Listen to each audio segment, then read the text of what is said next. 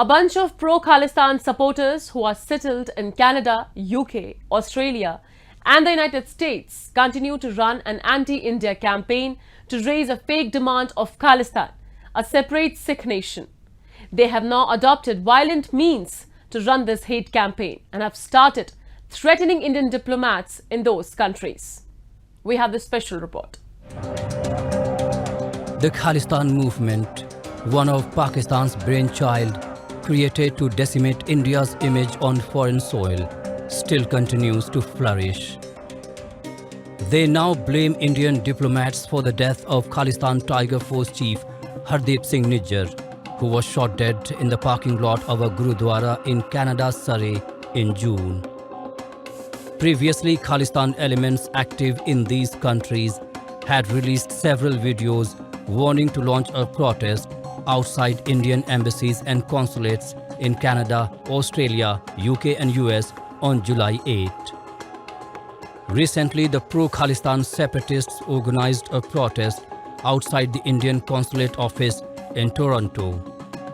While chanting anti-India slogans, Khalistan supporters even tried to provoke the Indian community, which was also there, to counter the anti-social activities of Khalistanis. Shashikant, the former Director General of Police who fought against Khalistan militants in Indian Punjab in the late 1980s, says there are a bunch of separatists settled abroad, and in India there are no takers of their illegitimate demand. It has been depicted, proved, shown time over again, have no support for Khalistan. Nobody in Punjab, nobody in India wants Khalistan because they have seen what exactly and what all we had gone through in 80s, and nobody wants the repetition of that particular time. If the demand for Khalistan was genuine, it is not, but I'm saying just for the sake of argument, if it was genuine, then they would have said, yes, we want not only Lahore, but the entire Pakistan, which is entire Punjab, which is under the occupation of Pakistan right now, and not only that area, even extending up to Afghanistan and all those countries. Lahore was the capital of Maharaja Ranjit Singh, and his empire was right from this Punjab, which is in Pakistan, parts of our country also, extending even to Afghanistan and all those parts. So yes, if they are not asking for that particular region, it proves by itself that yes, it is a demand, it is a game plan which is being played and nurtured by Pakistan itself, and they are trying to keep that territory away and just trying to create problems for us here in India. For a few months, the Khalistanis settled in the West have adopted violent means since after their so-called Khalistan referendum failed miserably.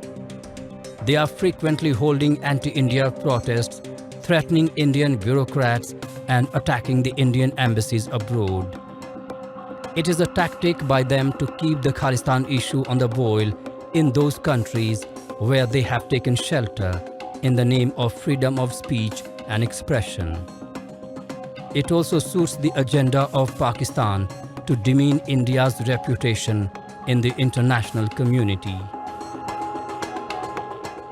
Punjabi diaspora abroad is not a small segment, it's a massive section, and they are contributing all their might for the development of their respective countries where they are living.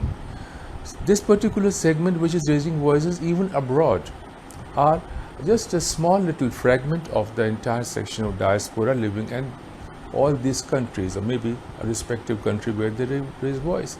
And why do they raise their voice? They are raising this voice primarily on account of the monetary considerations. Monetary, money. ISI, certainly they are inimical to India, and they have said it a number of times that they want to inflict 1,000 cuts on India.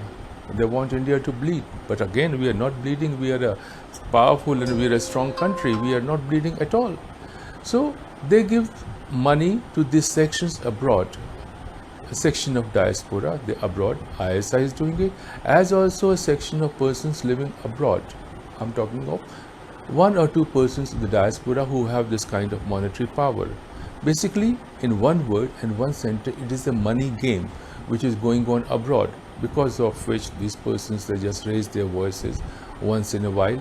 But again, even there is no massive support. Like I said, you check up the number of people living there, diaspora living there, and the number of persons who are raising this voice. It is absolutely minimal. A small section of people who had migrated from Punjab over 3 decades ago has kept the Khalistan ideology alive with financial and logistic help from Pakistan's inter-services intelligence. But the Indian diaspora settled in these countries are standing tall to counter the fake propaganda run by a bunch of Pakistan-backed Khalistanis.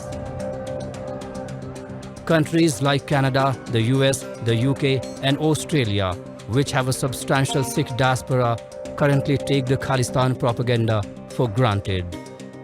All while not realizing that letting Khalistani ideology propagate in the name of freedom of speech and expression can have harmful consequences for them in the future.